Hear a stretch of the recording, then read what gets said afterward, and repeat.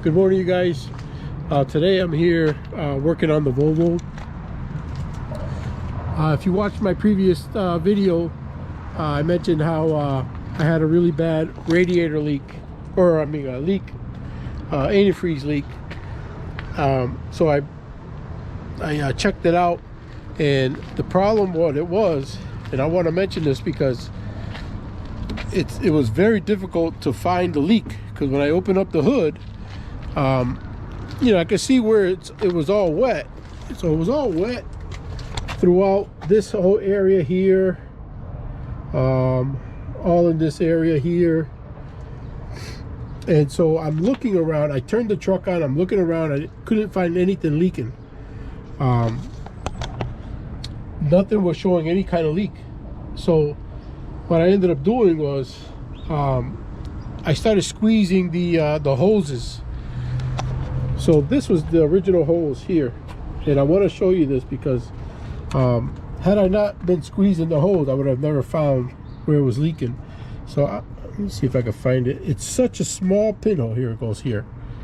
Such a small little pinhole, but when it's under pressure, it blows a lot of antifreeze through that, just that small little pinhole, and it leaked out quite a bit.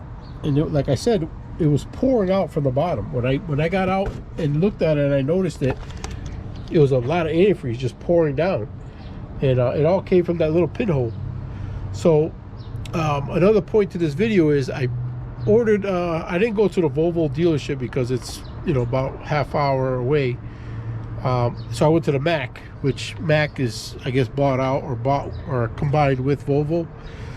So I went to the Mac dealership, which is only 10 minutes from my house, and I ordered the hose through them. So the hose they gave me is this one here, and this is I'm not sure if that's the actual part number or this paper that came off is the part number. Can't really see it too well. It's 2289297.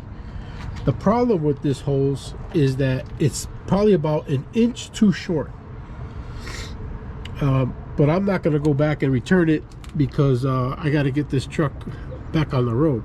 So I had to take the screws off here for the tank. There's another one there, and then there's a couple more on the bottom under here, just to be able to lift it up enough to get to the clamp on the hose in there. So, you know, I put it back together, and this side I really had to force it down while I tightened it, because like I said, it's like an inch too short. I don't know what, you know, how that happened, or, you know, if the guy messed up or the manufacturer messed up, but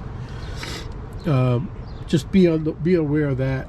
I guess that is the part number. It's the same number on the sticker, that 2289297. Or it could be the 11462. Either case, just if you ever have to change this part, when it comes in, match it up with your old one. Or it could be that maybe this one is not even from the truck. Maybe they replaced it with a different hose, and so I don't know. Just make sure you match them up. I mean, this one doesn't seem like it's the right one because it's short. If you could see right here, I couldn't get it down all the way down. I couldn't get it to sit on the rim here, so I really had to put pressure down on it and screw it down at the same time. So it almost seems like this is the wrong one, or it's a defect or something, but I put it in anyways. I'm gonna try it out. I haven't even turned the truck on. I still got to put more antifreeze. I got to fill this back up. But yeah, I just wanted to put that video out in case this ever happens. If you get a leak and you can't see where it's coming from, just start squeezing the hoses, because that was the only way I was able to find that one. So that's it. I'm going to finish tightening up all the bolts. I'm going to add the antifreeze and fire it up and see what happens. Alright, you guys, so I put everything back together. I put some antifreeze that it was low on, and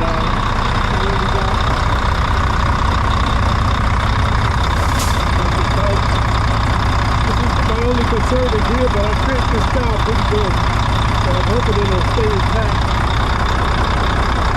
No leaks anywhere, so I think we're good. So much the antifreeze. Still gotta power wash the whole engine, the whole truck. I gotta clean it up. I still gotta do the oil change.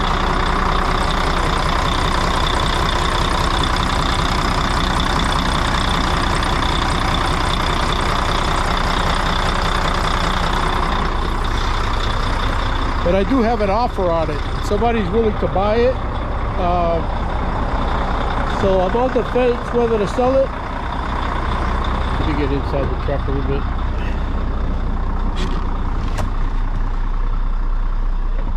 Just gonna let it warm up.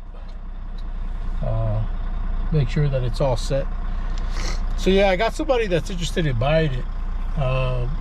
They're getting into into trucking. He actually already bought a trailer, which is that one over there. So now he's looking for a truck, and honestly, I don't run this truck that often.